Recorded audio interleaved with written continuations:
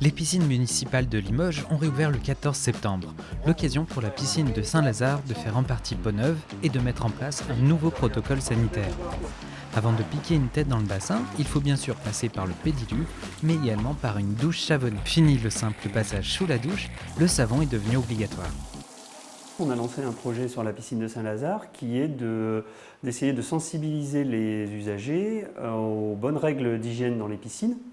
Tout est venu en fait de la volonté de contrôler encore mieux le phénomène des chloramines, qui sont les émanations un petit peu odorantes et qui peuvent être parfois irritantes quand elles ne sont pas contrôlées. Et qui viennent de la décomposition des bactéries qu'on amène dans l'eau par le chlore. Les gens pensent souvent à tort qu'il faut se mouiller simplement avant d'aller dans l'eau et se laver en sortant, alors que c'est tout l'inverse.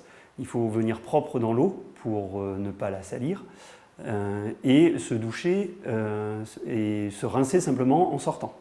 Des panneaux explicatifs et une marcation au sol accompagnent le nageur dans ce nouveau protocole sanitaire. Alors en fait, on a décidé d'en profiter pour revoir l'ensemble de la signalétique, pour faire un parcours ludique dans la piscine pour les usagers, pour leur expliquer un peu tout ça, cette règle-là pour la douche savonnée avant le bain, mais également pour toutes les autres règles d'hygiène dans la piscine, et pour donner aussi un petit coup de jeune à l'aspect visuel de la piscine, avec une charte graphique rajeunie, un peu plus ludique, et donc faire passer l'ensemble de ces messages.